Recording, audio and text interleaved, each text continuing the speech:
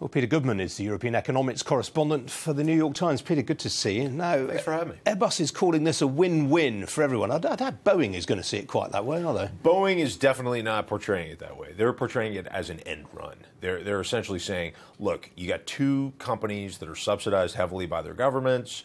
They're now linking up, which makes their complaint, in the Boeing view, even stronger, and simply shifting some of the jobs to Alabama, where Airbus makes aircraft now, and doing final assembly there. The term of art here is circumvention. They say they're simply circumventing the intention of these tariffs. Is this a case of the biter bit? I mean, Boeing have obviously pushed Bombardier into this position by taking them to the US Commerce Department and, having these tariffs slapped upon them. I mean, this looks quite an elegant way to dodge that bullet by Bombardier. Well, it does look elegant, and it might work. Bombardier and Airbus have both taken pains to say, listen, this deal has been talked about for a couple of years. Yes, a happy circumstance is that this would presumably get around the tariffs in their view, but that's not why they're doing it. Now, they have to say that.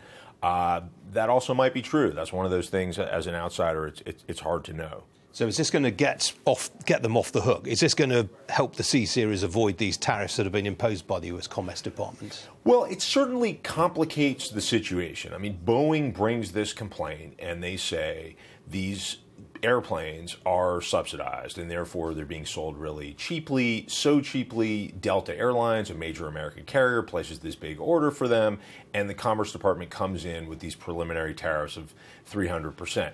Now, certainly being able to say these planes are no longer made in Canada, they're made in Alabama, a state that, by the way, overwhelmingly supported the guy in charge, President of the United States, Donald Trump. That certainly helps their case, but it's going to come down to a legal determination of what the real country of origin is here. Now Bombardier, says that even before this deal, something like 50% of the components in these planes were made in the United States. So their view from the outset is it's quite simplistic to simply call this airplane a Canadian import any more than you can call a Ford automobile that's made in Mexico, made with 40, 50, 60% parts that are made in the U.S., plus some stuff from China and South and Korea.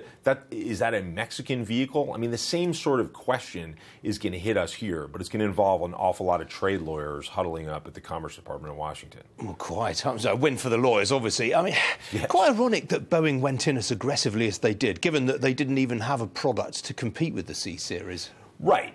That's a key element to watch here. I mean, they were not bidding on this particular deal from Delta. And the greatest surmise we can come up with on this is their understanding that the way the winds are blowing with Trump in the White House is that this is a Commerce Department that's friendly to a complaint from a major American employer, a major American manufacturer, claiming that a foreign company, in this case a Canadian company, is unfairly subsidizing their goods. And in fact, Trump has taken on Canada across the board. There are lumber cases that are at issue. There are mining issues between these two countries, dairy issues.